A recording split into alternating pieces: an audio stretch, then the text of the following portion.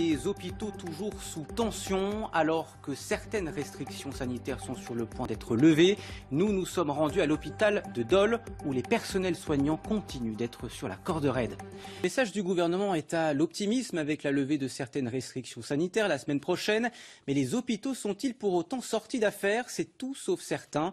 Même s'il y a moins de patients en réanimation, le nombre de personnes hospitalisées reste élevé. C'est le cas à l'hôpital de Dole où se sont rendus Frédéric Fernandez et Lilia Aoudia. 14 lits dans l'unité Covid de cet hôpital.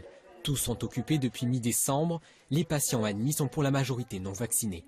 L'hôpital de Dole, à mi-chemin entre le CHU de Dijon et de Besançon, n'est pas le plus affecté de la région. Mais sur place, la situation reste sous tension. Le service est tout le temps rempli depuis un mois. On ne voit pas qu'il y ait de diminution. Au contraire, nous ici on est plein, donc on est amené à hospitaliser des gens Covid dans d'autres services. Donc il y a un vrai décalage entre ce qui est dit par le gouvernement et la réalité à l'hôpital. On a une bonne équipe ici en médecine polyvalente, donc on arrive à s'en sortir. Mais l'état d'esprit aujourd'hui, je dirais que c'est de l'usure et de la fatigue. À la fatigue s'ajoute le nombre exponentiel de soignants contaminés par le Covid. Avec près de 400 000 contaminations par jour en France en moyenne, les services doivent s'adapter pour assurer le suivi des patients. Depuis une semaine, nous constatons à nouveau une augmentation de cet absentéisme et notamment pour des professionnels qui sont atteints de Covid.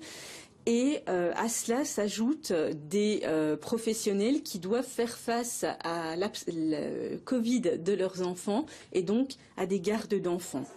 La crise sanitaire a également poussé des soignants à changer d'orientation professionnelle. Un problème auquel le directeur de cet établissement est confronté depuis plusieurs mois. Nous avons eu des départs, notamment dans les professions paramédicales, de personnes qui vraiment se sentaient épuisées, ne trouvaient plus de sens vraiment à leur travail et qui ont quitté l'établissement. Et aujourd'hui, effectivement, les recrutements sont compliqués. Pallier le manque de personnel restera une question cruciale dans les prochaines semaines. D'autant que dans la région, le nombre de patients admis ne devrait pas diminuer avant la fin du mois de février.